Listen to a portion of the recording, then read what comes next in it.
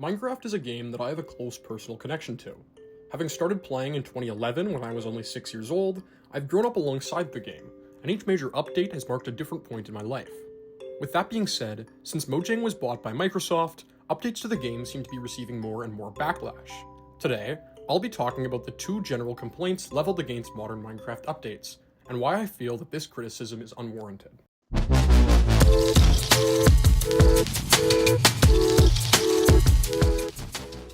The first complaint is that Minecraft feels too different from how it used to. This complaint comes in a variety of forms, whether it be that the game no longer has the simplistic feel that it once did, that there are now too many new elements that don't feel true to the nature of the gameplay, or that the game just isn't as enjoyable as it once was. This is the most frequent sentiment that I hear from other longtime fans. While I understand and can relate to these feelings, they aren't for the reasons that you think. Minecraft is the most successful game of all time, and there's an obvious reason for this. The game is completely adaptable to the player.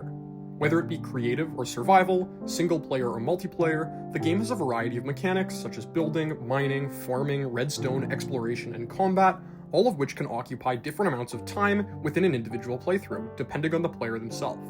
This dynamic nature means that the game will be experienced differently by different people. Whether or not the game is enjoyable relates strictly to the imagination and passion of the player. Not only is this noticeable for different people, it becomes noticeable for one person over an extended period of time. Having grown up alongside the game, it was always a passion of mine, but not always for the same reasons. I realized that as I grew up as a person and went through subtle but significant changes to my identity and interests, the game became engaging for different reasons. When first starting, I was still young enough that the mundane parts of life still seemed wondrous and new. As such, I spent much of my time simply exploring worlds. As I grew up and became interested in the natural sciences, I gravitated towards redstone. When in more creative and artistic phases of my childhood, I was invested in building. And during the pandemic, when everyone longed for more social interaction, I spent most of my time on the game in combat-oriented minigames with friends. This doesn't just apply to people who played Minecraft as kids.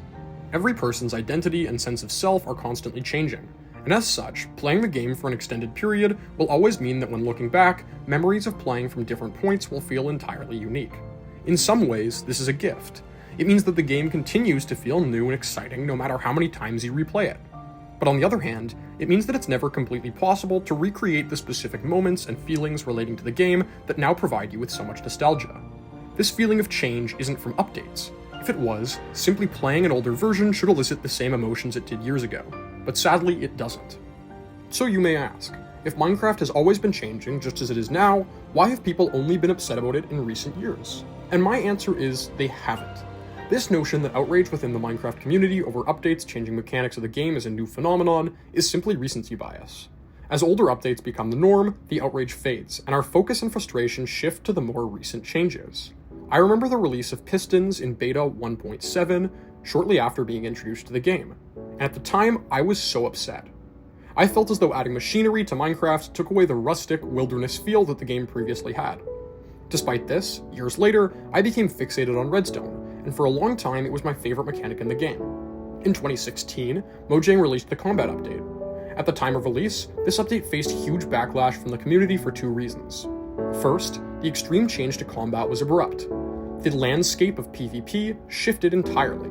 Axes and shields became commonplace, it was no longer viable to just click as fast as possible, and people who had previously been very skilled found themselves having to relearn new mechanics.